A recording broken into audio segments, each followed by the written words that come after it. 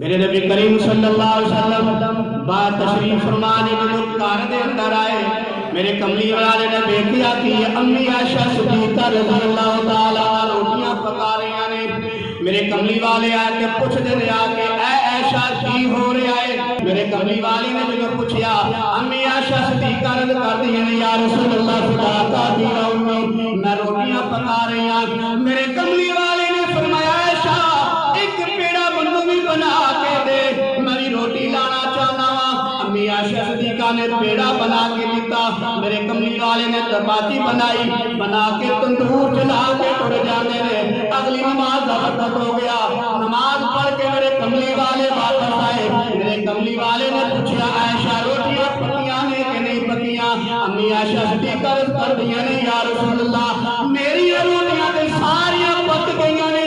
او جنوں تہاڈا ہاتھ لگ گیا سی وہ جاتے ہجے تک پانی بھی نہیں سکیا. اللہ اکبر کبیرہ.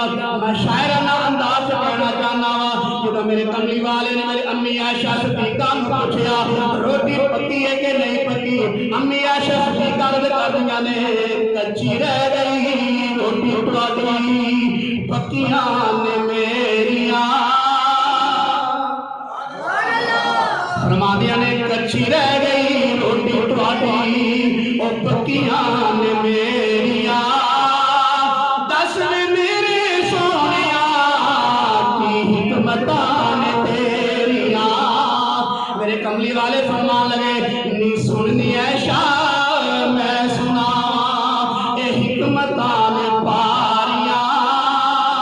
نی سننی عائشہ میں سنا اے حکمتاں نے پاریاں.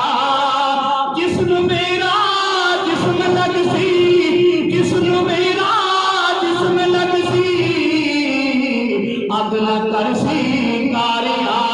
فرمایا عائشہ تینوں دنیا دے اوتے میرا جسم لگ جاندا ہے اونوں دنیا دی اگ نہیں چھو سکتی. جے دے دل وچ میرا کلمہ ٹر جائے گا اونوں جہنم دی اگ نہیں چھو سکتی.